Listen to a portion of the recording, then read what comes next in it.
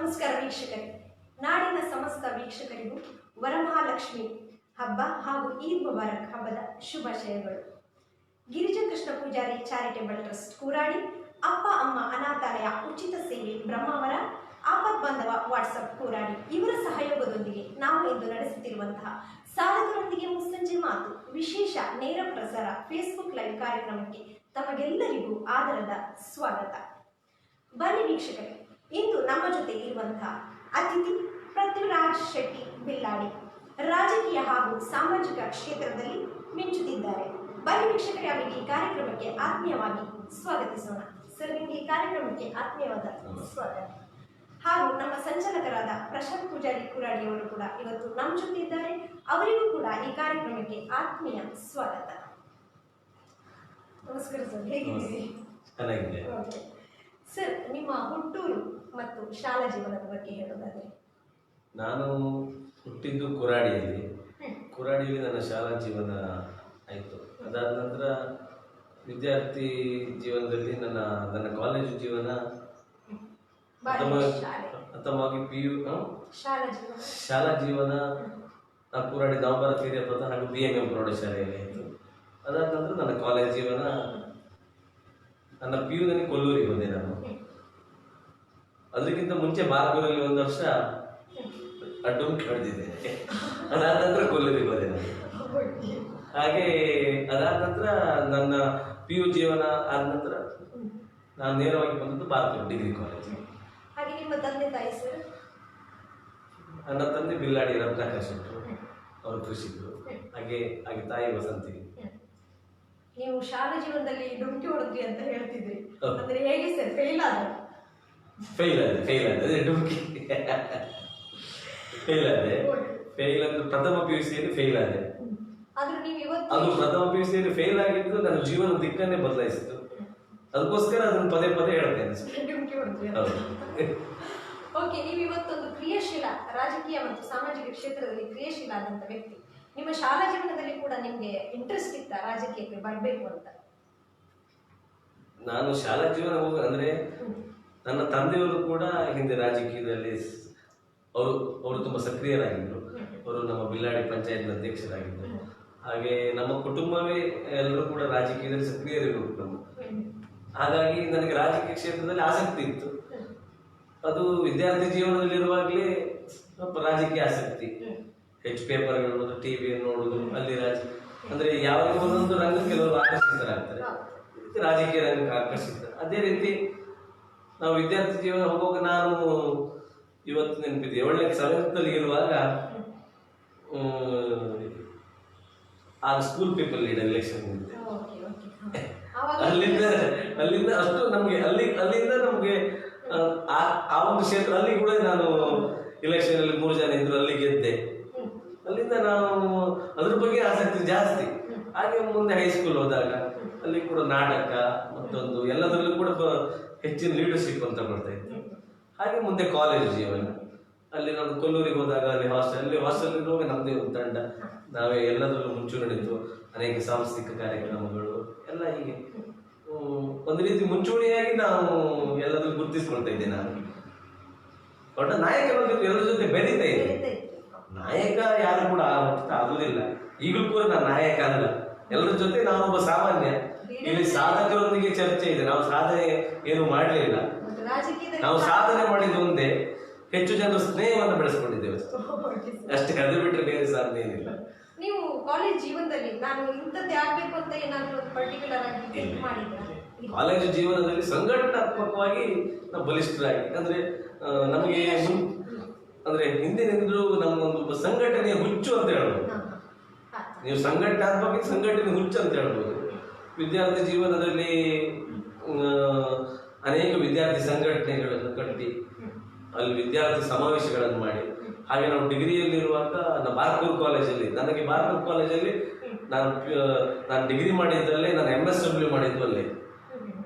ಅದು ಪ್ರಥಮವಾಗಿ ಬಂತು ಬಾರ್ಕೂರ್ ಕಾಲೇಜ್. ಹಾಗೆ ಡಿಗ್ರಿ ಮಾಡಿದಾಗ ನಾವು ಬಾರ್ಕೂರ್ ಒಂದು ಅಂತರ್ ಕಾಲೇಜ್ ಪ್ರತಿಭಾ ಸ್ಪರ್ಧೆ, ಉಡುಪಿ ಜಿಲ್ಲಾ ಮಟ್ಟದ ಒಂದು ಕಾರ್ಯಕ್ರಮ, ಅಲ್ಲಿನಿಂದ ನಮ್ಗೊಂದು ಮೈಲಿಗಲ್ಲು ಸಿಕ್ತು. ಅಂದ್ರೆ ನಾವು ವಿದ್ಯಾರ್ಥಿಗಳನ್ನ ಸಂಘಟನೆ ಮಾಡಿ ಇಡೀ ಉಡುಪಿ ಜಿಲ್ಲಾ ಮಟ್ಟದ ಪ್ರಥಮ ಅಂದ್ರೆ ಒಂದು ಸರ್ಕಾರಿ ಕಾಲೇಜು ಅಂತರ್ ಕಾಲೇಜು ಜಿಲ್ಲಾ ಮಟ್ಟದ ಕಾರ್ಯಕ್ರಮವನ್ನು ಮಾಡಿದ್ದು ಆವಾಗ ಪ್ರಥಮ ಆಗಿತ್ತು. ಅದಾದ ನಂತರ ಮುಂದೆ ನ್ಯಾಷನಲ್ ಸ್ಟೂಡೆಂಟ್ ಯೂನಿಯನ್, ಹಾಗೆ ಕರ್ನಾಟಕ ವಿದ್ಯಾರ್ಥಿ ಪರಿಷತ್, ಹೀಗೆ ಅನೇಕ ವಿದ್ಯಾರ್ಥಿ ಸಂಘಟನೆಗಳಲ್ಲಿ ಉಡುಪಿ ಜಿಲ್ಲಾ ಮಟ್ಟದಲ್ಲಿ ಎಲ್ಲ ಕಾಲೇಜುಗಳಿಗೆ ತಿರುಗಿ ಒಂದು ವಿದ್ಯಾರ್ಥಿ ಸಂಘಟನೆಯನ್ನು ಕಟ್ಟಿದ್ವಿ. ಅಲ್ಲಿಂದ ಆರಂಭವಾಗಿದೆ. ಅದಾದ ನಂತರ ನಮಗೆ ಅದೇ ಕಾಲೇಜು ಜಯಪ್ರಕಾಶ್ ಹೆಗ್ಡೆ ಅವರು ನಮಗೆ ಪರಿಚಯವಾದರು. ಅವರು ಕೂಡ ಸಂಘಟನೆಗೆ ಒತ್ತು ತಂದುಕೊಂಡ್ರು. ಅವರು ನಾವು ಇಡೀ ಉಡುಪಿ ಯುವ ಏನು ವಿದ್ಯಾರ್ಥಿ ಸಂಘಟನೆ ಮಾಡಿದಾಗ ಅವ್ರು ನಮಗೆ ಹಿಂದಿನಿಂದ ಬೆನ್ನಬಲವಾಗಿ ನಿಂತರು. ಇವತ್ತು ಅದೆಲ್ಲದರ ಫಲವಾಗಿ ಇವತ್ತು ನಮಗೆ ನಾಯಕತ್ವ ಗುಣ ಹೆಚ್ಚೆಚ್ಚು ಬಂದಿದೆ ಅಂತ ಹೇಳ್ಬೋದು. ಹಾಗೆ ನಿಮ್ಮ ತಂದೆ ತಾಯಿಗೆ ಏನಾದ್ರು ನನ್ನ ಮಗ ಹೀಗೆ ಆಗ್ಬೇಕು ಅಂತ ಏನಾದ್ರು ಹೇಳ್ತಿದ್ರ ಅವ್ರು ನಿಮ್ಗೆ? ತಂದೆ ತಾಯಿ ನಾವು ನಮ್ಮನ್ನ ಇಂಜಿನಿಯರ್ ಡಾಕ್ಟರ್ ಏನೋ ಮಾಡ್ಬೇಕಂತಿದ್ರು. ಯಾಕಂದ್ರೆ ನಾನು ಸಣ್ಣದಿರುವಾಗ ತುಂಬಾ ಹುಷಾರಿದ್ದೆ. ನಾನೊಂದು ಬರ್ತಾ ಬರ್ತಾ ಹೇಳ್ದಂಗೆ ರಾಯರ ಕತ್ತೆ ಆಯ್ತು ಅಂತ. ಅಂದ್ರೆ ನಾವು ಕಲುವಿಕೆಯಲ್ಲಿ ಆಸಕ್ತಿ ಕಡಿಮೆ ಆಗಿ ಇತರ ಕ್ಷೇತ್ರಗಳಿಗೆ ನಮ್ಮ ಆಸಕ್ತಿ ಜಾಸ್ತಿ ಆಯಿತು. ಹಾಗೆ ಅವ್ರ ಆಸೆ ಇತ್ತು ಇಂಜಿನಿಯರ್ ಆಗ್ಬೇಕು ಏನಾದ್ರು. ನಮ್ಮಮ್ಮ ಯಾವತ್ತು ಹೇಳುದು ಅಲ್ಲ ಅವ್ರ ಮಗ ನೋಡಿ ಇಂಜಿನಿಯರ್, ಇವ್ರ ಮಗ ಡಾಕ್ಟರ್ ಅಂತ ಹೇಳುದು. ಹೌದು, ಈಗಲೂ ಹೇಳುದಿಲ್ಲ, ಈಗ ಗೊತ್ತಾಯ್ತವ್ರಿಗೆ ಹೇಗೋ ಆಗುದಿಲ್ಲ ಅಂತ. ಗುಡಿ ಮಕ್ಕ ಕೊಚ್ಚಲ್ಲ ಅಂತ ಗೊತ್ತಾಯ್ತು. ಅದರಿಂದ ಈಗ ಆದ್ರೆ ಏನು ನಾವು ಒಂದು ಮುಂದಿನ ಜೀವನಕ್ಕೆ ಹೋದಾಗ ಅದಕ್ಕೆ ಸಪೋರ್ಟಿವ್ ಆಗಿತ್ತು. ಮನೆಯವರೆಲ್ಲರೂ ಕೂಡ ರಾಜಕೀಯ ವಿಚಾರ ಇರ್ಬೋದು, ಯಾವುದೇ ವಿಚಾರ ಬಂದಾಗ ಅಂಡರ್ ಎಸ್ಟಿಮೇಟ್ ಮಾಡಲಿಲ್ಲ, ನಮ್ಗೆ ಸಪೋರ್ಟಿವ್. ನನ್ನ ಎಲ್ಲ ಮಿತ್ರರು ಅಂತ ಕೂಡ ಸಪೋರ್ಟಿವ್. ಸರ್, ಈಗ ನೀವು ರಾಜಕೀಯ ವಿಷಯದಲ್ಲಿ ಸಕ್ರಿಯವಾಗಿ ಪಾಲ್ಗೊಳ್ತಾ ಇದ್ದೀರಾ. ನಿಮ್ಗೆ ಈ ರಾಜಕೀಯಕ್ಕೆ ಬರ್ಲಿಕ್ಕೆ ಮೊದಲು ಪ್ರೇರಣೆ ಯಾವುದು ಅಥವಾ ಯಾರು? ರಾಜಕೀಯಕ್ಕೆ ಬರ್ಲಿಕ್ಕೆ ಪ್ರೇರಣೆ ಅಂತ ನನಗೆ ಹಿಂದಿನಿಂದಲೂ ಸಂಘಟನಾತ್ಮಕ ಸಮಾಜ ಸೇವೆ ಬಗ್ಗೆ ಒಲವು ಜಾಸ್ತಿ. ಅಂದ್ರೆ ಯಾರಾದರೂ ಒಂದು ಪಾಪದವ್ರು ನೋಡಿದಾಗ ಏನಾದರೂ ಮಾಡ್ಬೇಕು, ಅವ್ರಿಗೆ ಸಹಾಯ ಮಾಡಬೇಕು, ಅವ್ರಿಗೆ ಏನಾದ್ರು ಅವ್ರ ಬಗ್ಗೆ ತುಳಿತ ಅಂದ್ರೆ ಸ್ವಲ್ಪ ಬಡವರ ಬಗ್ಗೆ. ನಾವು ಕೂಡ ಬಡ ಕುಟುಂಬದಿಂದ, ಅಂದ್ರೆ ದೊಡ್ಡ ಏನು ನಾವು ಗೋಲ್ಡ್ ಸ್ಪೂನ್ ನಿಂದ ಬಂದವರಲ್ಲ, ತುಂಬಾ ಮಧ್ಯಮ ವರ್ಗದ ಕುಟುಂಬದಿಂದ ಬಂದವರು. ಹಾಗೆ ನಮ್ಮ ಫ್ಯಾಮಿಲಿ ಬ್ಯಾಕ್ ಗ್ರೌಂಡ್ ದೊಡ್ಡದಿದೆ, ಆದ್ರೆ ನಾವು ಅಂತ ದೊಡ್ಡ ಏನು ಗೋಲ್ಡ್ ಸ್ಪೂನ್ ಅಲ್ಲ. ಕೂಡ ಏನು ನಮ್ಗಿಂತ ಒಂದ್ ಸ್ವಲ್ಪ ಕೆಳಗಿನವ್ರನ್ನ ಕಂಡು ನಮ್ಮ ಕಾಳಜಿ ಜಾಸ್ತಿ. ಆ ಕಾಳಜಿಗಳೆಲ್ಲ ಒಟ್ಟಾಗಿ ಅನಂತರ ಈ ಕ್ಷೇತ್ರಕ್ಕೆ ಬರುವ ಹಾಗೆ ಅದನ್ನು ಕಾಲೇಜ್ ಜೀವನದಲ್ಲಿ ಕೂಡ ಆಕರ್ಷಿತರ. ನಾವು ಅಲ್ಲಿ ಮಾಡೋದು ಕೂಡ ಸಂಘಟನಾತ್ಮಕವಾಗಿ ಯಾರು ಪಾಪದವರು ಇದ್ದಾರೆ ಅವ್ರ ಪರವಾಗಿ ನಿಲ್ತಾ ಇತ್ತು. ಇಂದು ಕೂಡ ಅಷ್ಟೇ, ನಾವು ಯಾರು ದೊಡ್ಡ ಶ್ರೀಮಂತ ವ್ಯಕ್ತಿಗಳ ಪರ ಯಾವತ್ತೂ ನಿಲ್ಲುವುದಿಲ್ಲ. ಆ ಒಂದು ಧ್ಯೇಯ ಇಟ್ಕೊಂಡಿದ್ದೆ. ಸರ್, ಈಗ ನೀವು ಮೊದಲು ರಾಜಕೀಯ ಕಾಲಿಟ್ಟಿದ್ದಂದ್ರೆ ನೀವು ಯಾವ್ದಾದ್ರು ಇಲೆಕ್ಷನ್ ಇದ್ದಿದ್ರಾ? ಇಲೆಕ್ಷನ್ ನಿಂತದ್ದು ನಾನು 2015ರಲ್ಲಿ. ಅದಕ್ಕಿಂತ ಮೊದಲು ಸಂಘಟನಾತ್ಮಕ ಪಕ್ಷಗಳಲ್ಲೆಲ್ಲ ಕೆಲಸ ಮಾಡಿದ್ದೇನೆ, ವಿದ್ಯಾರ್ಥಿ ಸಂಘಟನೆಗಳಲ್ಲಿ ಕೆಲಸ ಮಾಡಿದ್ದೇನೆ. ಹಾಗೆ ಅದೇ ಹೆಚ್ಚು ಚುನಾವಣಾ ರಾಜ್ಯಕ್ಕೆ ಬಂದಾಗ ನಿಂತದ್ದು 2015ರಲ್ಲಿ ಬಿಲ್ಲಾಡಿ ಗ್ರಾಮ ಪಂಚಾಯತ್ ಚುನಾವಣೆಗೆ ನಿಂತಿದ್ದ. ವಿದ್ಯಾರ್ಥಿಗಳ ಸಂಘಗಳಲ್ಲಿ ಯಾವ ತರ ಕೆಲಸ ಸರ್? ಅದು ಯಾವ ತರ ನೀವು ಮಾಡಿ? ವಿದ್ಯಾರ್ಥಿ ಸಂಘಟನೆಗಳಂದ್ರೆ ವಿದ್ಯಾರ್ಥಿಗಳಲ್ಲಿ ನಿಮ್ಗೆ ಗೊತ್ತುಂಟು, ವಿದ್ಯಾರ್ಥಿ ಶಕ್ತಿ ದೇಶದ ಶಕ್ತಿ ಅಂತ ಹೇಳ್ತಾರೆ. ಅಂದ್ರೆ ವಿದ್ಯಾರ್ಥಿಗಳು ಒಟ್ಟಾದ್ರೆ ಯಾವಷ್ಟು ದೊಡ್ಡ ಮಟ್ಟದ ಸಂಘಟನೆಯನ್ನು ಯಾವ ಸರ್ಕಾರವನ್ನು ಅಲುಗಾಡಿಸುವಂತೆ. ನಿಮ್ಗೆ ಗೊತ್ತಿರ್ಬೋದು, ಉಸ್ಮಾನಿಯಾ ವಿವಿ ವಿದ್ಯಾರ್ಥಿಗಳು ಒಂದು ಹೋರಾಟವನ್ನು ಆರಂಭ ಮಾಡಿ ಇವತ್ತು ತೆಲಂಗಾಣ ಅದೊಂದು ರಾಜ್ಯ ಆಯಿತು, ಉಸ್ಮಾನಿಯಾ ವಿವಿ ವಿದ್ಯಾರ್ಥಿಗಳು. ಅದೇ ರೀತಿ ವಿದ್ಯಾರ್ಥಿ ಸಂಘಟನೆ, ನಾನು ಅದನ್ನೆಲ್ಲ ಆ ವಿಚಾರಗಳನ್ನು ಓದಿ ಆಕರ್ಷಿಸ್ತಾರೆ ಅಂದ್ರೆ ನಾನು ಒಬ್ಬ. ಅದರಿಂದ ವಿದ್ಯಾರ್ಥಿಗಳ ಸಂಘಟನೆಯನ್ನ ಅಂದ್ರೆ ವಿದ್ಯಾರ್ಥಿಗಳ ಪರವಾಗಿ ಹೋರಾಟಗಳಿತ್ತು ಹಿಂದೆಲ್ಲ, ಈಗಲೇ ಇಲ್ಲ, ಮುಂದೆ ಹಿಂದೆಲ್ಲ ಪವರ್ ಕಟ್ ಪ್ರಾಬ್ಲಮ್ ಇರ್ತಾ ಇತ್ತು. ವಿದ್ಯಾರ್ಥಿಗಳಿಗೆ ಎಕ್ಸಾಮ್ ಟೈಮಲ್ಲಿ ರಾತ್ರಿ 3 ಗಂಟೆ 4 ಗಂಟೆ ಪವರ್ ಕಟ್, ನಿಮ್ಗೆ ನೆನಪಿರ್ಬೋದು. ಅದಾದ ಸಂದರ್ಭದಲ್ಲಿ ನಾವು ಒಂದು ಬ್ರಹ್ಮಾವರದಲ್ಲಿ ಒಂದು ಸ್ಟ್ರೈಕ್ ಮಾಡಿದ್ದು. ಆಗ ನಾನು ಡಿಗ್ರಿ ಫೈನಲ್ ಇದ್ದೆ. ಒಂದು 4,000 ಜನ ವಿದ್ಯಾರ್ಥಿಗಳಾಗಿದ್ದರು. SMS, ಬಾರ್ಕೂರು, ಕ್ರಾಸ್ ಲ್ಯಾಂಡು, ವಿವಿಪಾಡಿ ಎಲ್ಲರೂ ಬಾರ್ಕು, ಅದರ ನೇತೃತ್ವವನ್ನು ನಾನೇ ವಹಿಸಿಕೊಂಡಿದ್ದೆ. ಹಾಗೆ ಅದೇ ರೀತಿ ಹೋರಾಟಗಳು. ಅದಾದ ನಂತರ ಕರ್ನಾಟಕ ವಿದ್ಯಾರ್ಥಿ ಪರಿಷತ್ ಮಾಡಿದ ಸಂದರ್ಭದಲ್ಲಿ ಕುಂದಾಪುರದಲ್ಲಿ ಒಬ್ಬ ವಿದ್ಯಾರ್ಥಿ ರಾಘವೇಂದ್ರ ಶೆಟ್ಟಿ ಅಂತ, ಅವನು ಸರ್ಕಾರಿ ಬಸ್ಸಲ್ಲಿ ಹೋಗ್ತಿರುವಾಗ ಆಕ್ಸಿಡೆಂಟ್ ಆಗಿತ್ತು. ಅಂದ್ರೆ ಆಕ್ಸಿಡೆಂಟ್ ಅಂದ್ರೆ ಫುಲ್ ಅಂದ್ರೆ ಆ ಬಸ್ಸಲ್ಲಿ ಶಾಲಾ ಮಕ್ಕಳಿಗೆ ಸರ್ಕಾರಿ ಬಸ್ಸಲ್ಲಿ ಕೂತ್ಕೊಳ್ಳಿ ಬಿಡ್ತಿರ್ಲಿಲ್ಲ ಇತ್ತು. ಅವರು ಟಿಕೆಟ್ ಮಾಡಿದ್ರು ಕೂಡ ನಿಂತ್ಕೊಳ್ಳಿ, ಯಾಕಂದ್ರೆ ಫುಲ್ ಟಿಕೆಟ್ ಇದ್ದವ್ರಿಗೆ ಮಾತ್ರ ಸೀಟ್ ಅಂತ. ಅವರೆಲ್ಲ ಮಕ್ಕಳೆಲ್ಲ ಹೇಳ್ತಾ ಇದ್ರು, ಅವನು ಬಿದ್ದು ತೀರಿ ಹೋದ. ಆ ಒಂದು ಹೋರಾಟವನ್ನು ಜಿಲ್ಲಾ ಮಟ್ಟದಲ್ಲಿ ನಾವು ಮಾಡಿದ್ವಿ. ಹೀಗೆ ಅಂತ ಹೋರಾಟಗಳು ತುಂಬಾ ಇದೆ. ಎಕ್ಸಾಮ್ ವಿಷಯದಲ್ಲಿ, ಹಾಗೆ ನಮ್ಮ ವಿಶ್ವವಿದ್ಯಾಲಯಗಳ ಆ, ಈ ಹಲವಾರು ನಿರ್ಧಾರಗಳ ವಿಚಾರಗಳು, ಹೋರಾಟಗಳು, ವಿದ್ಯಾರ್ಥಿ ಜೀವನದಲ್ಲಿ ವಿದ್ಯಾರ್ಥಿಗಳ ಪರವಾದ ಹೋರಾಟಗಳು ಅದರಲ್ಲಿ ಭಾಗವಹಿಸ್ತಾ ಇತ್ತು. ಹಾಗಾಗಿ ನಮಗೆ ವಿದ್ಯಾರ್ಥಿಗಳ ಬಗ್ಗೆ ಒಲವು ಜಾಸ್ತಿ. ಅದು ಕಾಲೇಜ್ ಆದ ನಂತರ ವಿದ್ಯಾರ್ಥಿ ಸಂಘಟನೆಗಳ 4-5 ವರ್ಷ ಅದನ್ನು ಕಟ್ಟಿಗೊಳಿಸುವಂತ ಕೆಲಸವನ್ನು ಮಾಡಿದ್ದೆ. ಸರ್, ಆ ಟೈಮಲ್ಲಿ ನಿಮ್ಗೆ ಆ ವಿದ್ಯಾರ್ಥಿಗಳನ್ನ ಹೇಗೆ ಸಂಘಟನೆಗೊಳಿಸಿದ್ರಿ, ನೀವು ಹೇಗೆ ಒಟ್ಟು ಮಾಡ್ತಿದ್ರಿ? ಸ್ಕೂಲ್ಗೆ ಹೋಗಿ ಅಪ್ರೋಚ್ ಮಾಡ್ತೇವೆ. ಅದೇ ಹೇಳಿ, ಹಿಂದಿನ ಬಾಯಿ ಒಳ್ಳೆದಿತ್ತು. ಇವಾಗ ಅಂದ್ರೆ ಮೊಬೈಲ್ ಸಹ ಇದೆ, ಪರವಾಗಿಲ್ಲ. ಆವಾಗ ಮೊಬೈಲ್ ಇರಲಿಲ್ಲ. ಆವಾಗ 2007, 8, 9, 10 ಆವಾಗ ಮೊಬೈಲ್ ಇರಲಿಲ್ಲ. ನಮ್ಮ ಇಡೀ ಕಾಲೇಜಲ್ಲಿ ಒಬ್ಬರ ಹತ್ರ ಮಾಡ್ತಾರೆ. ಅಲ್ಲಿಗೆ ಹೋಗಿ ಯಾರದೋ ಬೈಕ್ ಪೆಟ್ರೋಲ್ ಹಾಕೊಂಡು ಹೋಗಿ ಅಲ್ಲಿ ಹೋಗಿ ಸಂಘಟನೆ ಮಾಡ್ತೇವೆ. ಈಗ ಸೋಷಿಯಲ್ ಮೀಡಿಯಾ ಇದೆ, ಈಗ ಫೇಸ್ಬುಕ್ ಇದೆ, ವಾಟ್ಸಪ್ ಇದೆ, ಒಂದು ಮೆಸೇಜ್ ಹಾಕಿದ್ರೆ. ಆದ್ರೂ ಇದೆಲ್ಲ ಬಂದು ಸ್ವಲ್ಪ ಸಂಘಟನೆ ಕಡಿಮೆ ಆಗಿದೆ.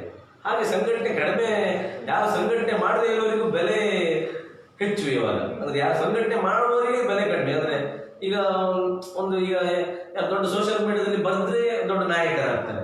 ಆದ್ರೆ ಇವಾಗ ಸಂಘಟನಾತ್ಮಕವಾಗಿರುವವರಿಗೆ ಬೆಲೆ, ಅಂದ್ರೆ ಇದರಿಂದ ಸೋಷಿಯಲ್ ಮೀಡಿಯಾದಿಂದ ಒಳ್ಳೆ, ಅಂದ್ರೆ ಹೆಚ್ಚು ಜನರನ್ನ ಈಸಿ ವೇಯಲ್ಲಿ ರೀಚ್ ಆಗ್ಲಿಕ್ಕೆ ಆಗ್ತದೆ. ಹಾಗೆ ಈಗ ಎಷ್ಟೋ ನಾವೇನು ಅಲ್ಲ, ನಾವೆಲ್ಲ ಸೋಷಿಯಲ್ ಮೀಡಿಯಾದಲ್ಲಿ ಸ್ವಲ್ಪ ಮಟ್ಟಿಗೆ ಅಲ್ಲಿದ್ದೇವೆ. ಇನ್ನು ಕೆಲವರು ನಮಗಿಂತ ಜಾಸ್ತಿ ಕೆಲಸ ಮಾಡುವವರು, ಇನ್ನು ಮುಖ್ಯ ಭೂಮಿಕೆಗೆ ಬಂದಿರದೇ ಇರುವಂತ ವ್ಯಕ್ತಿಗಳು ಎಷ್ಟೋ ಜನ ಇದ್ದಾರೆ. ಅಂದ್ರೆ ಸೋಷಿಯಲ್ ಮೀಡಿಯಾದಿಂದ ಮೆರಿಟ್ಸ್ ಅಂಡ್ ಡಿಮೆರಿಟ್ಸ್ ಎರಡೂ ಇದೆ. ನಿಮ್ಗೆ ದಾರಿ ಗೊತ್ತಿದ್ರೆ, ಇದನ್ನ ಯಾವ ರೀತಿ ಯೂಸ್ ಮಾಡಬೇಕು ದಾರಿ ಗೊತ್ತಿದ್ರೆ ಅದನ್ನ ಯಾರು ಮಾಡಬೇಕು. ಸರ್, ಹಾಗೆ ನೀವು ಪಂಚಾಯತ್ ಅಧ್ಯಕ್ಷರಾಗಿ ಕೆಲವು ಸೇವೆಗಳನ್ನು ಮಾಡಿದ್ರಿ. ಯಾವ ತರ ಸೇವೆಗಳನ್ನು ಕೊಟ್ಟಿದ್ದೀರಿ ಅಂತ ಹೇಳ್ಬೋದು? ನಾನು ಪಂಚಾಯತ್ ಅಧ್ಯಕ್ಷನಾಗಿದ್ದು ಆಕಸ್ಮಿಕ. ಅದೇನು ನಾವು ಇದೊಂದು ಈ ಟರ್ಮಲ್ಲಿ ಪಂಚಾಯತ್ ಅಧ್ಯಕ್ಷನಾಗ್ತಿರ್ತಾನೆ ಯಾವತ್ತೂ ಎಣಿಸಿರ್ಲಿಲ್ಲ. ಆಕಸ್ಮಿಕವಾಗಿ ಆಗಿದ್ದೇನೆ.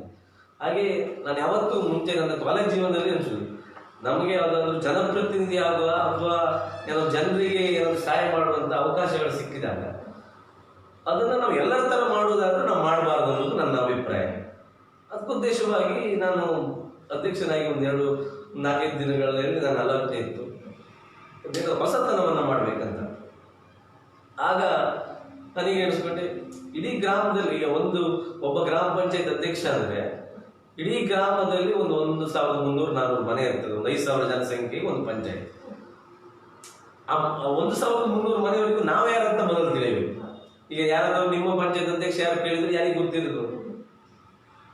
ಅದಕ್ಕೋಸ್ಕರ ನಾವು ಮನೆ ಭೇಟಿ ಹೋಗ್ಬೇಕು ಅನ್ನುವಂಥದ್ದು ಅದಕ್ಕೆ ನಮ್ಮ ಹಿರಿಯರ ಹತ್ರ ಚರ್ಚೆ ಮಾಡಿ ಈ ರೀತಿ ಆಯ್ತು. ಅದೆಲ್ಲರೂ ಕೂಡ ನಮ್ಮ ಎಲ್ಲ ಹಿರಿಯರು, ಪಕ್ಷದ ನಾಯಕರು, ಹಿರಿಯರಲ್ಲಿದ್ದು ಅವ್ರ ಹತ್ರ ಚರ್ಚೆ ಮಾಡಿ ಹೋಗುವಂತ ನಮ್ಮೆಲ್ಲ ಸದಸ್ಯರೊಂದಿಗೆ ಪ್ರತಿ ಮನೆಗೆ ಭೇಟಿ ಕೊಡುವಂತ ಕಾರ್ಯವನ್ನು ಮಾಡಿದ್ರು. ಆ ಪ್ರತಿ ಮನೆಗೆ ಹೋದಾಗ ಎಷ್ಟೋ ಜನರಲ್ಲಿ ಕೆಲವರಿಗೆ ವೃದ್ಧಾಪ್ಯ ವೇತನ ಇಲ್ಲ, ಕೆಲವರಿಗೆ ವಿಧವ ವೇತನ, ಆಮೇಲೆ ಎಷ್ಟೋ ಜನ ಸರ್ಕಾರದಿಂದ ಸಿಗುವ ಸೌಲಭ್ಯಗಳು 94C RTC ಇಲ್ಲ, ಕೆಲವರಿಗೆ ಬಸ ವಸತಿ ಮನೆ ಬೇಕು, ಅವ್ರಿಗೆ ಪಂಚಾಯತಿಂದ ಇಷ್ಟು ಸೋಷಿಯಲ್ ಮೀಡಿಯಾ ಮತ್ತೊಂದು ವ್ಯವಸ್ಥೆ ಇದ್ದು ಹಳ್ಳಿ ಜನರಿಗೆ ಯಾವ್ದು ಗೊತ್ತಿರೋದಿಲ್ಲ. ಎಷ್ಟೋ ಜನರಿಗೆ ನಮ್ಮನ್ನು ರೀಚ್ ಆದ ಹಾಗೆ 1,300 ಮನೆಗಳ ಫೋನ್ ನಂಬರ್ ಎಲ್ಲ ಕಲೆಕ್ಟ್ ಮಾಡಿದ್ವಿ.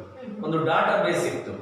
ಅಂದ್ರೆ ನಮ್ಮ ಮುಂದಿನ ಆಲೋಚನೆ ಅಂದ್ರೆ ಮುಂದಿನ ನೆಕ್ಸ್ಟ್ ಈ ಬಾಡಿ ಹೆಚ್ಚು ಆಗಿತ್ತಲ್ಲ, ಮುಗೀತು, ನಾವು ಎಲ್ಲ ಪ್ಲಾನ್ ಆಗುವಾಗ ಮುಂದಿನ ಬಾಡಿ ಬರುವಾಗ ಪ್ರತಿ ಮನೆಯ ನಂಬರ್ ನಮ್ಮ ಹತ್ರ ಇದೆ. ಅವರಿಗೆ ಪ್ರತಿ ಮನೆಗೆ ಮೊಬೈಲ್ ಮೆಸೇಜ್ ಮುಖೇನ ಏನು ಸರ್ಕಾರದ ಸವಲತ್ತು ಬರ್ತದೆ ಪ್ರತಿ ಮನೆಯ ಮೊಬೈಲ್ ಮೆಸೇಜ್ ಹೋಗ್ಬೇಕು ಎನ್ನುವುದು ನಮ್ಮ, ಅಂದ್ರೆ ಒಂದು ಪಂಚಾಯತ್ ಡಿಜಿಟಲೀಕರಣ ಮಾಡುವಂಥದ್ದು. ಅದು ಹೊಸತನ ಆಗಬೇಕು ಅನ್ನೋದು. ಅದರಿಂದ ಅದನ್ನು ನಾವು ಸಾಧಾರಣ ಒಂದು ತಿಂಗಳ ಕಾಲ ಯಶಸ್ವಿಯಾಗಿ ಮಾಡಿದ್ದೇವೆ ನಾವು.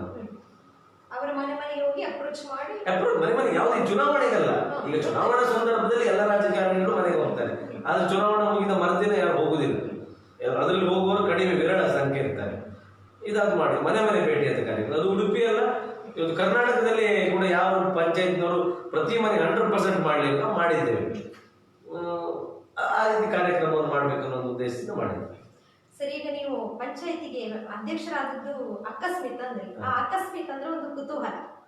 ಆ ಕುತೂಹಲ ಯಾಕೆ ಹೇಳ್ಬೋದಾ? ಇಲ್ಲ, ಆಕಸ್ಮಿಕ ಅಂದ್ರೆ ನಿಮ್ಗೆ ರಾಜಕೀಯದಲ್ಲೆಲ್ಲ ಗೊತ್ತು. ಅಂದ್ರೆ ಹಿಂದೊಬ್ರಿದ್ರು, ಅದೆಲ್ಲ ರಾಜಕೀಯ ವ್ಯವಸ್ಥೆಗಳಲ್ಲಿ ಬದಲಾವಣೆಗಳು ಸಹಜ.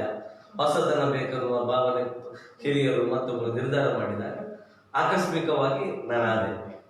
ಅದು ಯಾವ ದಿನದಿಂದ ಆದ ನಂತರ ನಾವು ಅದನ್ನು ಯಾವ ರೀತಿ ಕೆಲಸಗಳನ್ನು ಮಾಡಬೇಕು ಅನ್ನುವ ದೃಷ್ಟಿ ಬಿಟ್ಟರೆ ಬೇರೆ ಯಾವ ವಿಚಾರಕ್ಕೆ ಹೋಗುತ್ತೆ. ರಾಜಕೀಯವಾಗಿ ನಾವೊಂದು ಪಂಚಾಯತ್ ಅಧ್ಯಕ್ಷ ಇರ್ಬೋದು ಅಥವಾ ಜಿಲ್ಲಾ ಪಂಚಾಯತ್ ಇರ್ಬೋದು, ಶಾಸಕರಿರ್ಬೋದು, ಆಯ್ಕೆಯಾದ ಮರುದಿನದಿಂದ ಅವರು ಇಡೀ ಪ್ರಜೆಗಳ ಎಲ್ಲರೂ ಕೂಡ ಜನಪ್ರತಿನಿಧಿ, ಯಾವುದೋ ಒಂದು ಪಕ್ಷಕ್ಕೆ ಅಥವಾ ವ್ಯಕ್ತಿಗೆ ಸೀಮಿತವಾಗಿರುವುದಿಲ್ಲ. ಹಾಗೆ. ಸರ್, ರಾಜಕೀಯ ಕ್ಷೇತ್ರದಲ್ಲಿ ಹೋಗ್ಬೇಕಾದ್ರೆ ಯಾವ ತರ ಮನೋಬಲ ಇರಬೇಕು? ರಾಜಕೀಯ ಕ್ಷೇತ್ರದಲ್ಲಿ ಹೋಗ್ಬೇಕಾದ್ರೆ ಈಗ ನಿಮಗೆ ಜನರಿಗೆ ಏನಾದ್ರೂ ಮಾಡಬೇಕು, ಸೇವಾ ಮನೋಭಾವನೆಯ ಒಂದು ಏನಾದ್ರೂ ತುಡಿತ ನಿಮ್ಮಲ್ಲಿ ಇದ್ರೆ ಮಾತ್ರ ರಾಜಕೀಯಕ್ಕೆ ಬರಬೇಕು. ಸುಮ್ಮನೆ ನಿಮ್ಮ ಏನು ಪ್ರೆಸ್ಟೀಜ್ ಅನ್ನ ಹೆಚ್ಚು ಮಾಡ್ಕೊಳ್ಳಿಕ್ಕೆ ರಾಜಕೀಯ ಒಂದು ವೇದಿಕೆ ಅಲ್ಲ ಅಂತಕ್ಕಂಥದ್ದು ನನ್ನ ಅಭಿಪ್ರಾಯ.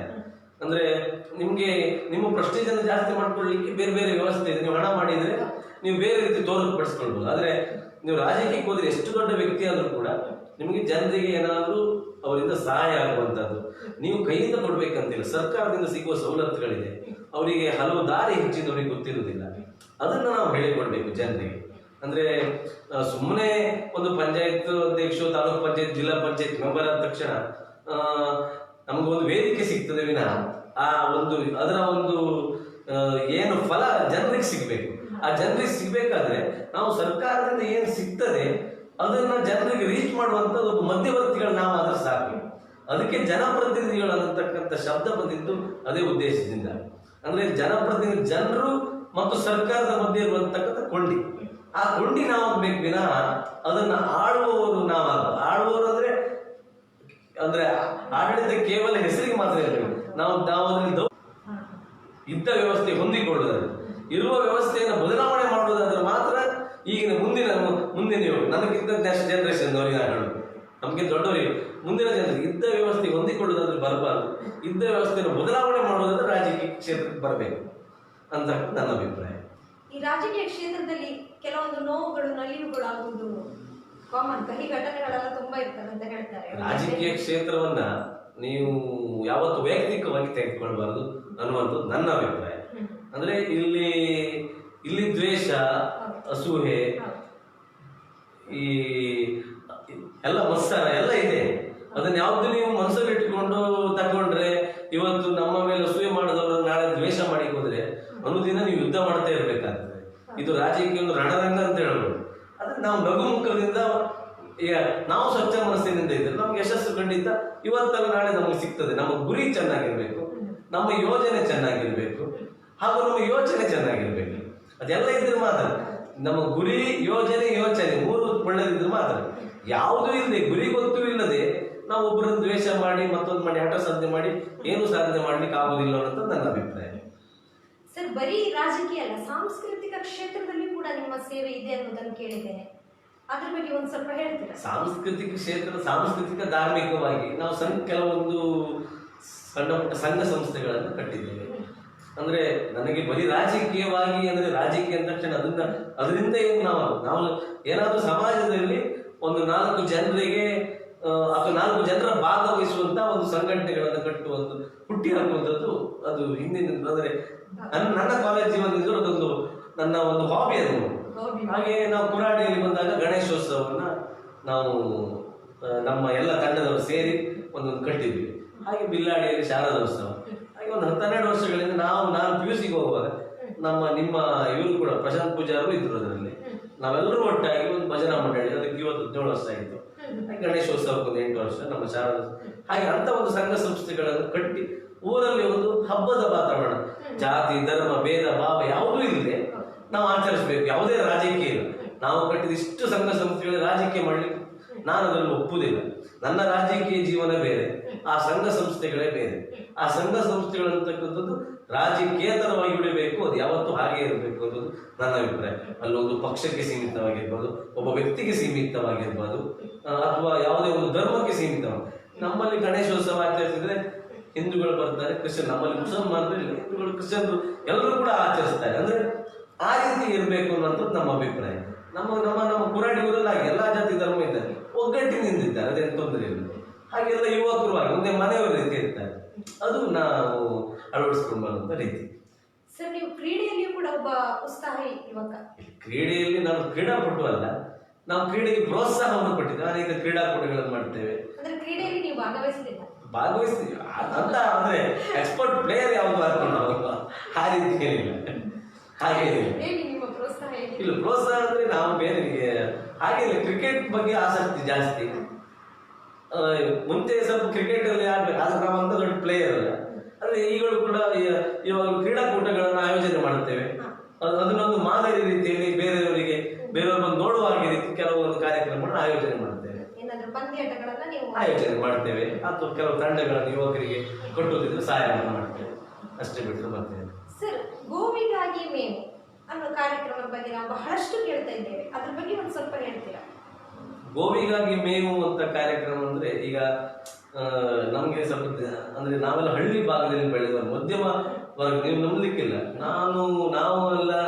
ನಾನು ಸ್ಕೂಲಿಗೆ ಹೋಗುವಾಗ ನಮ್ಗೆ ಆ ಡೈರಿ ಹಾಲು ಕೊಡ್ತೇವಲ್ಲ, ಆ ಹಾಲು ಕೊಟ್ಟ ಹಣಕ್ಕಾಗಿ ನಾವು ಕಾಯ್ತಾ ಇದ್ವಿ ಶಾಲೆಗೆ ಹೋಗುವಾಗ. ಅಂದ್ರೆ ಅಷ್ಟು ನಾವೆಲ್ಲ ಅದೆಷ್ಟು ನಾನು ಅಂತಲ್ಲ, ಮಧ್ಯಮ ವರ್ಗದ ಎಷ್ಟೋ ಜನ ಅವರಿಗೆ ಅವರ ತಾಯಂದಿರು ಅವರ ಯಾವುದೇ ಒಂದು ಕಾಲೇಜಿಗಾಗಲಿ ಮತ್ತೊಂದಾಗಲಿ ಅವಲಂಬಿತ ಯಾವ್ದು ಹೇಳಿ ಅಲ್ಲಿ ಬರುವಂತ ಹಣದಿಂದ ಅಂದ್ರೆ ಎಷ್ಟೋ ಜನರಿಗೆ, ನಾವು ಕೃಷಿಕರಿಗೆ ಅಂದ್ರೆ ಎಲ್ಲಾ ಹೊತ್ತು ಇನ್ಕಮ್ ಇರುವುದಿಲ್ಲ. ಈಗ ನಮ್ಮ ತಂದೆಯವರೆಲ್ಲ ಕೃಷಿಕರು, ಅವರಿಗೆ ಎಲ್ಲ ಹೊತ್ತು ಇನ್ಕಮ್ ಇರುವುದಿಲ್ಲ. ಕೃಷಿಯ ಒಂದು ಸಂದರ್ಭದಲ್ಲಿ ಮಾತ್ರ 365 ದಿನವೂ ನಮಗೆ ಇನ್ಕಮ್ ಕೊಡುವಂತದ್ದು ಯಾವುದಿದೆ, ಕಲ್ಪವೃಕ್ಷ ಬಿಟ್ಟರೆ ಕಾಮಧೇನು. ಅದಕ್ಕೆ ಈಗ ನಮ್ಮ ಉಡುಪಿ ಜಿಲ್ಲೆಯಲ್ಲಿ ಹಲವಾರು ಟ್ರಸ್ಟ್ಗಳು, ಹಲವಾರು ಗೋಶಾಲೆಗಳನ್ನು ನಡೆಸ್ತಾ ಇದ್ದೇವೆ.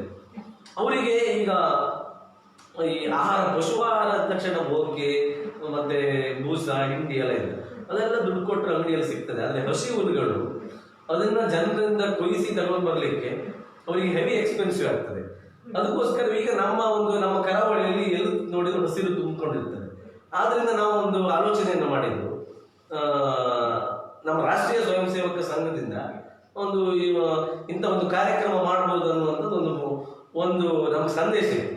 ಅದನ್ನು ನೋಡಿ ನಾವೊಂದು ಆಲೋಚನೆ ಮಾಡ್ಕೊಂಡು ಅಂತ ಹೇಳಿದ್ರೆ, ಇಲ್ಲಿ ನಮ್ಮ ಊರಲ್ಲಿ ಸಂಘ ಸಂಸ್ಥೆಗಳಿದೆ, ಯುವಕ ಮಂಡಲ ಇದೆ, ಯುವತಿ ಮಂಡಲ ಇದೆ, ಆಮೇಲೆ ಗಣೇಶೋತ್ಸವ ಸಮಿತಿ ಇದೆ, ಆಮೇಲೆ ಶಾರದೋತ್ಸವ ಸಮಿತಿ ಇದೆ, ಆಮೇಲೆ ಬೇರೆ ಬೇರೆ ಸಂಘಟನೆಗಳಿದೆ, ಹಿಂದೂ ಪರ ಸಂಘಟನೆ, ಎಲ್ಲ ಸಂಘಟನೆಗಳೆಲ್ಲ ಇಲ್ಲ. ಅವ್ರನ್ನೆಲ್ಲ ಒಂದು ಅಪ್ರೋಚ್ ಮಾಡಿದ್ವಿ. ನಮ್ಮ ಇಡೀ ಉಡುಪಿ ಜಿಲ್ಲೆ ವ್ಯಾಪ್ತಿಯಲ್ಲ, ಸುತ್ತಮುತ್ತ ಒಂದು 10-20 ಪಂಚಾಯತ್ಗಳ ವ್ಯಾಪ್ತಿಯಲ್ಲಿ ಅವ್ರನ್ನೆಲ್ಲ ಸಂಘಟನೆ ಎಲ್ಲರನ್ನ ಅಪ್ರೋಚ್ ಮಾಡಿ, ಈ ರೀತಿ ನೀವೇ ಒಂದು ಹುಲ್ಲನ್ನ 10-15 ಜನ ಕೊಯ್ದು 10 ದಿನ ಒಂದು ಅಭಿಯಾನ. ನಮ್ಮ ಉದ್ದೇಶ ಇದನ್ನು ನೋಡಿ ಯಾರಾದರೂ ಅಂತ ಒಂದು ಗೋಶಾಲೆಗಳಿಗೆ ನಾವು 10 ದಿನ ನಾವು ಕೊಡ್ಲಿಕ್ಕೆ ವ್ಯವಸ್ಥೆ ಮಾಡಿದ್ದೇವೆ. ಅಂದ್ರೆ ಬೇರೆ ಬೇರೆ ಸಂಘ ಸಂಸ್ಥೆಗಳಿಗೆ, ಜನನಿ ಯುವಕ ಮಂಡಲ, ವಿನಾಯಕ ಯುವಕ ಮಂಡಲ, ನಮ್ಮೂರು ಬಾರಕೂರು, ಫೇಸ್ಬುಕ್ ಗ್ರೂಪ್, ಕುರಾಡಿ ಗಣೇಶೋತ್ಸವ, ಆಮೇಲೆ ನಮ್ಮ ನೀರ್ಜಡ್ಡು, ಅಲ್ಲಿ ಮಂಡಾರು, ಎಲ್ಲಾ ಕಡೆಯಿಂದ ಯುವಕರು ನಾವು ನಿಮ್ಮನ್ನು ಬಂದಿದ್ದೇವೆ ಅಂತಕ್ಕಂಥದ್ದು ಈಗ ನಮ್ಮ ಸೋಷಿಯಲ್ ಮೀಡಿಯಾದಲ್ಲಿ ದೊಡ್ಡ ವೈರಲ್ ಆಗಿಬಿಟ್ಟಿದೆ. ಹಾಗೆ ಅಂತ ಒಂದು ಕಾರ್ಯಕ್ರಮವನ್ನು ನಾವು ಮಾಡುವುದು ನಿರ್ಧಾರ ಮಾಡಿದ್ದೇವೆ. ಈಗೆಲ್ಲ ಒಂದು ಅಲ್ಲಿಗೆ ಹೋಗಿ ಗೋವುಗಳಿಗೆ ಹಸಿ ಹುಲ್ಲನ್ನು ಕೊಡುವಂಥದ್ದು. ಹಾಗೆ ಅಲ್ಲಿನ ಈಗ ಬೇರೆ ಮನುಷ್ಯರು ಕೇಳ್ತಾರೆ, ಆದ್ರೆ ಟ್ರಸ್ಟಿನವರು ಏನೋ ರೀತಿ ಮಾಡಿದ್ದಾರೆ, ಅವ್ರು ಯಾರಾದ್ರೂ ಕೇಳುವುದಿಲ್ಲ. ನಮ್ಮ ಒಂದು ಉದ್ದೇಶ ಅವ್ರು ಯಾರು ಕೇಳಿ ಅಲ್ಲ, ನಮ್ಮ ಒಂದು ಎಲ್ಲರೂ ಒಗ್ಗಟ್ಟಾಗಿ ಈ ರೀತಿ ನಿರ್ಧಾರ ತೆಗೆದುಕೊಂಡು ಅನೇಕ ಸಂಘ ಸಂಸ್ಥೆಗಳು ಇದರಲ್ಲಿ ಭಾಗಿಯಾಗಿದೆ. ಇದರ ಯಶಸ್ಸು ಕೂಡ ಕಾಣ್ತದೆ. ಸರಿ, ಈ ಕೊರೋನಾ ಸಂಕಷ್ಟದಲ್ಲಿ ಕೂಡ ನಿಮ್ಮ ಸೇವೆ ಬಹಳ ಇದೆ, ಅದರ ಬಗ್ಗೆ ಹೇಳೋದಾದ್ರೆ? ಅಂದ್ರೆ ಕೊರೋನಾ ಸಂಕಷ್ಟದಲ್ಲಿ ಅಂದ್ರೆ ಈ ಒಂದು ಕೊರೋನಾ ಅಂತಕ್ಕಂಥ ಕಾಯಿಲೆ ಇವತ್ತು ಅನೇಕರನ್ನ ಇವತ್ತು ಕ್ರಿಯಾಶೀಲರಾಗಿಸಿದೆ, ಅಷ್ಟೇ ತೊಂದರೆಯೂ ಕೊಟ್ಟಿದೆ. ಹಾಗೆ ಇದು ನಮ್ಮ ದೇಶಕ್ಕೆ ಬಂದಂತ ಅತ್ಯಂತ ದೊಡ್ಡ ವಿಪತ್ತು. ಇಡೀ ದೇಶ ಮಾತ್ರ ಇಡೀ ನಮ್ಮ ವಿಶ್ವಕ್ಕೆ ಬಂದಂತ ವಿಪತ್ತು. ಹಾಗೆ ಇವತ್ತು ಕೊರೋನಾ ಸಂದರ್ಭದಲ್ಲಿ ಮಾರ್ಚ್ 22ನೇ ತಾರೀಕಿನಿಂದ ಲಾಕ್ಡೌನ್ ಆಯಿತು. ಅಂದ್ರೆ ಎಲ್ಲರೂ ಕೂಡ ಲಾಕ್ಡೌನ್ ಅಂದ ತಕ್ಷಣ ಇದನ್ನು ಸ್ವಲ್ಪ ಸಿಲ್ಲಿಯಾಗಿ ಎಲ್ಲರೂ ಕೂಡ ಎಂಜಾಯ್ಮೆಂಟ್ ಮಾಡಿದ್ರು. ಅಂದ್ರೆ ಎಲ್ಲರ ಮನೆಗೂ ನಮ್ಮ ಕುಂದಾಪುರ ಕನ್ನಡ ಭಾಷೆ ಊರ್ಕೊಳ್ಳಿ ತಕ್ಕ ಒಪ್ಪದು, ಇದು ಮಾಡೋದು, ಪದಾರ್ಥ ಮಾಡೋದು, ತಿಂದು ಅಂದ್ರಲ್ಲ ಇದೊಂದು ಅಡುಗೆ ಹಾಬಿ ಅಂತ ನೆನೆಸ್ಕೊಂಡು ಯಾರೊಂದು ಸೀರಿಯಸ್ ಆಗಿ ತಗೊಳ್ಳಿಲ್ಲ. ಆನಂತರ 10 ದಿನ 15 ದಿನ ಕಳೆದಾಗಿ ಅದ್ರ ಎಫೆಕ್ಟ್ ಗೊತ್ತಾಗ್ಲಿಕ್ಕೆ ಸ್ಟಾರ್ಟ್ ಆಯಿತು. ಹಾಗೆ ನಾನು ಪಂಚಾಯತ್ ಅಧ್ಯಕ್ಷನಾಗಿದ್ದೆ, ನಮ್ಮಲ್ಲಿ ಒಂದು ಕಾರ್ಯಪಡೆ ಇತ್ತು. ನಾವೆಲ್ಲರೂ ಕೂಡ ಹೀಗೆ ಮಾಡುವಾಗ ನಾವು ಜನರಿಗೆ ಇಷ್ಟು ತೊಂದರೆ ಆಗ್ತದೆ ಅಂತ ಗಮನಿಸಲಿಲ್ಲ. ಆದರೆ 15 ದಿನ 20 ದಿನ 1 ತಿಂಗಳು ಆಗ್ತಾ ಬಂತು. ಏಪ್ರಿಲ್ 25ನೇ ತಾರೀಕು ಆದ ನಂತರ ಒಂದೊಂದೇ ಫೋನ್ ಬರ್ಲಿಕ್ಕೆ ಸ್ಟಾರ್ಟ್ ಆಯಿತು ನಮ್ಗೆ. ಅಂದ್ರೆ ಎಷ್ಟೋ ಜನ ಮನೆಯಲ್ಲಿ ಅಂದ್ರೆ ಅದನ್ನೇ ಕೂಲಿ ಕೆಲಸ ಮಾಡಿಕೊಂಡಿದ್ದವರಿಗೆ ತುಂಬಾ ತೊಂದರೆ ಆಯಿತು. ನಾನು ಪಂಚಾಯತ್ ಅಧ್ಯಕ್ಷ ಆದರೆ ನನಗೆ ಫೋನ್ ಮಾಡಿದ್ರು, ಕೆಲವರೆಲ್ಲ ಫೋನ್ ಮಾಡಿ ತುಂಬಾ ಕಷ್ಟ ಇದೆ ಅಂತ ಹೇಳಿದ್ರು. ಒಂದು 10-50 ಕುಟುಂಬಗಳು ನಮಗೆ ಇಲ್ಲ, ನಮ್ಮದು ಭಾರಿ ಕಷ್ಟ, ಜೀವನ ನಡೆಸಲಿಕ್ಕೆ ಕಷ್ಟ ಅಂತ ಅನ್ನುವಂಥ ಭಾವನೆ. ಅಕ್ಕಿ ಬರ್ತಾ ಇತ್ತು. ಅಕ್ಕಿ ಸರ್ಕಾರ ಇವತ್ತು ನಮ್ಮ ರಾಜ್ಯ ಸರ್ಕಾರ ಇರ್ಬೋದು, ಹಾಗೆ ಈ ನಮ್ಮ ನರೇಂದ್ರ ಮೋದಿ ಕೇಂದ್ರ ಸರ್ಕಾರ ಎಲ್ಲರೂ ಕೂಡ ಅಕ್ಕಿ ಕೊಡ್ತಾ ಇದ್ದಾರೆ. ಬೇರೆ ಇತರ ಒಂದು ಕೆಲಸವೂ ಇಲ್ಲದೆ ಇದ್ರೆ ಅವರಿಗೆ ಮಾಡೋದು ಕಷ್ಟ. ಅಂದ್ರೆ ಅವರಿಗೆ ಏನದು ಉಪ್ಪು ಮೆಣಸು ತರಲಿಕ್ಕೂ ಹಣ ಇಲ್ಲ ಅಂತ ಪರಿಸ್ಥಿತಿ ಬಂತು. ಆಗ ಏನ್ ಮಾಡುವುದಾಗುತ್ತೆ, ಎಲ್ಲರದ್ದು ದುಡ್ಡಿಲ್ಲ, ನಮ್ಮ ಹತ್ರ ದುಡ್ಡಿಲ್ಲ. ಏನು ಮಾಡೋದಂತ ಆಲೋಚನೆ ಮಾಡಿದಾಗ ನಾವೆಲ್ಲರೂ ಕೂಡ ನಮ್ಮ ಹಿರಿಯರು ಎಲ್ಲರೂ ಚರ್ಚೆ ಮಾಡಿ ಒಂದು ಒಂದು ನಾವು ಮೀಟಿಂಗ್ ಅಂತ ಕರೆದು ಅವಾಗ ಒಂದು ಭಿನ್ನ ಭಿನ್ನ ಅಭಿಪ್ರಾಯ ಬಂತು. ನೀವು ಹೇಳಿದಾಗ ಸಾಮಾಜಿಕ ಜಾಲತಾಣವನ್ನು ಅಲ್ಲಿ ನಾವು ಸಕ್ರಿಯವಾಗಿ ಉಪಯೋಗಿಸ್ಕೊಂಡು ಒಂದು ನಾವು ಹಿಂದಿನ ಒಂದು ನಮ್ಮ ಪಂಚಾಯತ್ ಅಭಿವೃದ್ಧಿ ಸಮಿತಿ ಅಂತ ಒಂದು ಅಕೌಂಟ್ ಇತ್ತು. ಅದು ಯಾವುದೋ ಟ್ರಾನ್ಸ್ಫರೆನ್ಸ್ ಮಾಡಬೇಕಲ್ಲ, ಆ ಅಕೌಂಟ್ ಮೂಲಕ ಅದರಲ್ಲಿ ನಾವು ಒಂದು ಮೆಸೇಜ್ ಇಂಥದ್ದು ಒಂದು ಕುಟುಂಬಕ್ಕೆ ಅಂದ್ರೆ ನಾವು ಎಣಿಸ್ಕೊಂಡು ಒಂದು 10 ಜನಕ್ಕೆ ಕೊಟ್ಟರೆ ಇಡೀ ನಾವು ಪಂಚಾಯತ್ ಅಧ್ಯಕ್ಷ ನೀವು ಹೇಳಿದಾಗ ಅಂದ್ರೆ ಎಲ್ಲರಿಗೂ ಕಷ್ಟ ಬಂದಿತ್ತು. ಇಡೀ ಎಲ್ಲರಿಗೂ 10 ಜನಕ್ಕೆ ಕೊಟ್ಟು ನಾವು ಫೋಟೋ ಬರಬೇಕು ಮತ್ತೊಂದು ಬರಬೇಕು ಅನ್ನುವಂಥದ್ದು ಮಾಡಿದ್ರೆ ಇದು ಮುಂದೆ ಜನ ನಮ್ಮ ಬಗ್ಗೆ ತಪ್ಪು ತಿಳುವಂಥ ಅಭಿಪ್ರಾಯ, ಅದು ನಮ್ಮೆಲ್ಲ ಹಿರಿಯರು ಯುವಕರ ಅಭಿಪ್ರಾಯ ಇತ್ತು. ಆದ್ರಿಂದ ನಾವು ಏನು ಮಾಡಿದ್ವಿ, ಇಡೀ ನಮ್ಮ ಗ್ರಾಮ ಪಂಚಾಯತ್ನಲ್ಲಿ ನಮ್ಮಲ್ಲಿ ಒಂದು 85% BPL ಕುಟುಂಬ ಇದೆ. ಮತ್ತೆ ಯಾವ ಕಾರ್ಡ್ ಇಲ್ಲದೆ ಇದ್ದವರಿಗೆ ಅವರೆಲ್ಲರಿಗೂ ಕೂಡ ಇದನ್ನ ಆಹಾರ ಕಿಟ್ಗಳನ್ನು ಕೊಡೋದಂತ ಮಾಡಿ ನಾವೆಲ್ಲ ಸೋಷಿಯಲ್ ಮೀಡಿಯಾದಲ್ಲಿ ಹಾಕ್ತೀವಿ. ಯಾರು ಆಸಕ್ತಿ ಇರೋದು ಇಂಥ ಅಕೌಂಟಿಗೆ ಹಾಕಿ ಅಂತ ಒಂದು ಅಕೌಂಟ್ ನಂಬರ್ ಮಾಡಿ ಒಳ್ಳೆ ಮೆಸೇಜ್ ಮಾಡ್ತೀವಿ. ಅದು ವೈರಲ್ ಆಯಿತು. ವೈರಲ್ ಆಗಿ ಫಸ್ಟ್ ಡೇನೆ ನಾವು 1,20,000 ಅಕೌಂಟಿಗೆ ಬಂದಿದ್ದಿತ್ತು. ಹಾಗೆ 2-3 ದಿನ ಕಳೆದಾಗೆ ಇಂಜಿನಿಯರ್, ಡಾಕ್ಟರ್, ವಿದೇಶದಲ್ಲಿ ನನಗೆ ಗುರ್ತ ಇಲ್ದಿರೋ ಎಷ್ಟೋ ಜನ ಹಾಕಿ ಮೆಸೇಜ್ ಮಾಡ್ತಾ ಇದ್ರು ಫೇಸ್ಬುಕ್ಕಲ್ಲಿ ಆ ಅಕೌಂಟಿಗೆ ಹಾಕಿದ್ದಾರೆ. ನಾವು 2 ದಿನ ಬಿಟ್ಟು ಹೋಗುವಾಗ ನೋಡ್ತೇವೆ 3,80,000 ಅಕೌಂಟ್ ಅಲ್ಲಿ. ಆಶ್ಚರ್ಯ ನೋಡಿ, ನಮ್ಮ ದೇಶದ ಜನ ಇಂಥ ಕೊರೋನಾದಂತ 10-100 ವಿಪತ್ತು ಬಂದರೂ ಕೂಡ ಸಮರ್ಥವಾಗಿ ನಮ್ಮ ದೇಶದಲ್ಲಿ ಯುವಕರು ಹೊರಟ್ರೆ ಆಗ್ತದೆ ಅಂತ ಹೇಳಲಿಕ್ಕೆ ಅದೊಂದು ಅಷ್ಟು ಸ್ಪಷ್ಟ ಉದಾಹರಣೆ.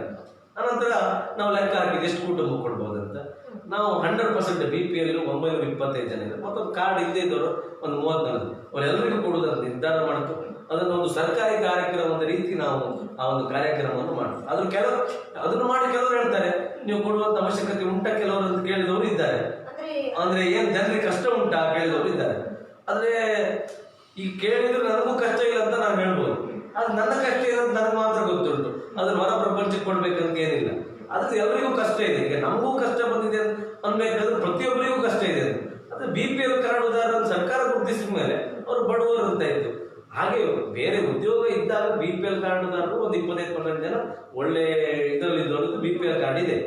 ಆದರೆ ಈ ಸಂದರ್ಭದಲ್ಲಿ ಮಿಡ್ಲ್ ಎಲ್ಲ ಒಂದು ಇವರೆಲ್ಲರಿಗೂ ಮಧ್ಯಮ ವರ್ಗದವರಿಗೂ ಕಷ್ಟ ಆಗಿದೆ, ಎಲ್ಲ ವರ್ಗದವರಿಗೂ ದೊಡ್ಡವರಿಗೂ ಕಷ್ಟ ಆಗಿದೆ, ಚಿಕ್ಕವರಿಗೂ ಕಷ್ಟ ಆಗಿದೆ. ಆದ್ರೆ ಕಷ್ಟಗಳು ನಾವು 950 ಕುಟುಂಬಗಳಿಗೆ ಕೊಟ್ಟಿದ್ವಿ. 950 ಕುಟುಂಬಗಳಿಗೆ ನೀವು ಕಿಟ್ಗಳನ್ನು ಕೊಟ್ಟಿದ್ವಿ 950 ಕುಟುಂಬಗಳಿಗೆ.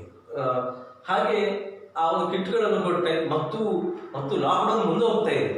ಅಷ್ಟು ಮಾಡಿದ್ರು ಮತ್ತೆ ಕಿಟ್ ಕೊಡ್ಲಿಕ್ಕೆ ಆಗ್ತದೆ, ಹಣ ಕೊಡ್ತಾರೆ ಇಲ್ಲ, ಮತ್ತೆ ಎಷ್ಟೋ ಜನರಿಗೆ ಉದ್ಯೋಗ ಇಲ್ಲ, ಅದಿಲ್ಲ ಇದಿಲ್ಲ ಅಂತಕ್ಕಂಥ. ಆಗ ಒಂದು ನಾವು ಏನಂದ್ರೆ ನಮ್ಮ ಕೇಂದ್ರ ಸರ್ಕಾರದ ಮಹತ್ವಾಕಾಂಕ್ಷಿ ಯೋಜನೆ ಮಹಾತ್ಮ ಗಾಂಧಿ ಉದ್ಯೋಗ ಖಾತ್ರಿ ಯೋಜನೆ, ಆ ಯೋಜನೆ ಮುಖಾಂತರ ನಾವು ಒಂದು ಐಡಿಯಾ ಮಾಡ್ತೀವಿ. ಮುಂದಿನ ದಿನಗಳಲ್ಲಿ ನಮ್ಮ ಬಿಲ್ಲಾಡಿ ಗ್ರಾಮಕ್ಕೆ ವಾರ ಯೋಜನೆ ಬರ್ತದೆ. ಅದಕ್ಕೆ ಉದ್ದೇಶ ನಾನು ನಮ್ಮ PDO ಹತ್ರ ಹೇಳಿ ಹೊಸದೊಂದು ಕ್ರಿಯೆ ಯೋಜನೆ ಮಾಡಿ ಕಳಿಸಿ ಒಂದು 10 ಕೆರೆಗಳನ್ನು ಹೂಳೆತ್ತುವ ಕಾರ್ಯಕ್ರಮ. ಅದರಿಂದ ಜನರಿಗೆ ಉದ್ಯೋಗ ಆಗ್ಬೇಕಂತ ಅಲ್ಲಿ ಹೂಳೆತ್ತು ಕೃಷಿ ತೋಡುಗಳನ್ನ ಎಲ್ಲ ಜನರು ಬರ್ತಾ ಇದ್ರು, ಭಾಗವಹಿಸ್ತಾ ಇದ್ರು, ಇದು ಮಾಡ್ತಾ ಇದ್ರು. ಇಡೀ ಉಡುಪಿ ಜಿಲ್ಲೆ ನಂಬಲಿಕ್ಕೆ ಸಾಧ್ಯ ಇಲ್ಲ. 10 ಕೆರೆಗಳು, ಒಂದು ಕೆರೆಗೆ 3 ಲಕ್ಷ, 10 ಕೆರೆಗೆ ಒಂದು ಸಾಧಾರಣ 50 ಲಕ್ಷ ರೂಪಾಯಿ ತನಕ ನಾವು ಕೆಲಸ ಮಾಡಿ ಇವತ್ತು ಇಡೀ ಉಡುಪಿ ಇಂದಿನ ದಿನಕ್ಕೂ ಕೂಡ ಉಡುಪಿ ಜಿಲ್ಲೆಯಲ್ಲಿ ಉದ್ಯೋಗ ಖಾತ್ರಿಗಳ ಅನುಷ್ಠಾನದಲ್ಲಿ ನಮ್ಮ ಬಿಲ್ಲಾಡಿ ಗ್ರಾಮ ಪಂಚಾಯತ್ ಪ್ರಥಮವಾಗಿದೆ ಅಂತ ಹೇಳಿ ಹೆಮ್ಮೆ ಇದೆ ನನಗೆ. ಹಾಗೆ ನನಗೆ ಪ್ರಶಸ್ತಿ ಕೂಡ ಸಿಕ್ತು. ಅದು ನಮ್ಮೆಲ್ಲ ಸದಸ್ಯರು, ನಮ್ಮೆಲ್ಲ ಊರಿನವರಿಗೆ ಎಲ್ಲರಿಗೂ ಸಲ್ತದೆ ಆ ಪ್ರಶಸ್ತಿ. ಅಂದ್ರೆ ಒಂದು ನಮಗೆ ಮನಸ್ಸಿದ್ದರೆ ಮಾರ್ಗ ಅಂತಕ್ಕಂಥದ್ದು, ಅದಿದ್ದರೆ ನಾವು ಕೆಲಸ ಮಾಡ್ಬೋದು ಅನ್ನೋದು ನನ್ನ ಅಭಿಪ್ರಾಯ. ಸರ್, ಇಷ್ಟೊಂದು ಸಾಮಾಜಿಕ ಕ್ರೀಡಾ ಕ್ಷೇತ್ರ, ಸಾಂಸ್ಕೃತಿಕ, ರಾಜಕೀಯದಲ್ಲಿ ಎಲ್ಲದರಲ್ಲೂ ನಿಮ್ಮ ಸೇವೆ ಇದೆ. ನೀವು ಪ್ರೊಫೆಷನಲ್ ಆಗಿ ಏನ್ ಮಾಡ್ತಾ ಇದ್ದೀರಿ ಸರ್? ಇಲ್ಲ, ನಾನು ಪ್ರೊಫೆಷನಲ್ ಆಗಿ ಇಲೆಕ್ಟ್ರಿಕಲ್ ಕಾಂಟ್ರಾಕ್ಟರ್. ನಾನು ಅದು ನನ್ನ ಪ್ರೊಫೆಷನ್ ಈಗ ಅಟ್ ಪ್ರೆಸೆಂಟ್. ಮತ್ತೆ ನನ್ನ ಸಣ್ಣ ಪುಟ್ಟ ಈ ಥರ ಸಣ್ಣ ಪುಟ್ಟ ಬಿಸ್ನೆಸ್ ಎಲ್ಲ ಇದೆ. ಅಂತ ದೊಡ್ಡ ಇಂಡಸ್ಟ್ರಿಯಲಿಸ್ಟ್ ನಾವಲ್ಲ. ಇದ್ದದ್ರಲ್ಲಿ ಸಮಾಜಕ್ಕೆ ಏನಾದರೂ ಕೊಡುವಂತ ಮನಸ್ಸಿದೆ. ಆ ಕೆಲಸ ಮತ್ತು ಈ ಸೇವೆ ಹೇಗೆ ಬ್ಯಾಲೆನ್ಸ್ ಮಾಡ್ತೀರಿ? ಭಾರಿ ಕಷ್ಟ. ಟೈಮ್ 24 ಗಂಟೆ, ಭಾರಿ ಕಷ್ಟ. 24 ಗಂಟೆ ಸಮಯ ಅಂದ್ರೆ ನಾವು ಈ ರಾಜಕೀಯ ಕೊಡುವಂತ ಒಂದು ಸಮಯವನ್ನು ವ್ಯವಹಾರ ಕೊಟ್ಟಿದ್ರೆ ಇವತ್ತು ಅತ್ಯಂತ ಕೋಟ್ಯಾಧೀಶರ ಆಗ್ಬೋದಿತ್ತು. ಆದ್ರೆ ನಮ್ಮ ಮನಸ್ಸು ಈ ಕಡೆ ಇರೋದ್ರಿಂದ ನಮ್ಮ ಜೀವನಕ್ಕಾಗಿ ಏನಾದರೂ ಮಾಡ್ಬೇಕು ಅನ್ನುವಂಥ ದೃಷ್ಟಿಯಲ್ಲಿ ವ್ಯವಹಾರ ಇದೆ. ಆದ್ರೆ ಅದರಿಂದ ಕೂಡ ಬಂದಂತದಲ್ಲಿ 10%, 20%, 50% ಆದ್ರೂ ಜನರಿಗೆ ನಾನು ಸಣ್ಣ ಪುಟ್ಟ ಸಹಾಯವನ್ನು ಮಾಡ್ತೇವೆ. ಆದ್ರೂ ಜೀವನಕ್ಕೆ ತೊಂದರೆ ಇಲ್ಲ. ಅತಿ ಜಾಸ್ತಿ ಜನರಿಗೆ ದೊಡ್ಡ ಮಟ್ಟದಲ್ಲಿ ಹಣ ಸಹಾಯ ಮಾಡಲಿಕ್ಕೆ ಅಷ್ಟು ದೊಡ್ಡ ಮಟ್ಟದಲ್ಲಿ ನಮ್ಮ ಹತ್ರ ಇಲ್ಲ. ಆದ್ರೆ ಮಾಡುವಂತ ಮನಸ್ಸಿದೆ, ಇದ್ರೆ ಮಾಡುವಂತ ಮನಸ್ಸಿದೆ ಅಷ್ಟೇ. ಸರ್, ನಮ್ಮ ಆಶ್ರಮದ ಸಂಚಾಲಕರ ಕಾರ್ಯಕ್ಕೆ ಹೋಗ್ಬಿಟ್ಟು ಇಲ್ಲಿ ತನಕ ಬಂದಿದ್ದೀರಿ. ನಮ್ಮ ಆಶ್ರಮದ ಬಗ್ಗೆ ನಿಮ್ಗೆ ಏನಾದ್ರು?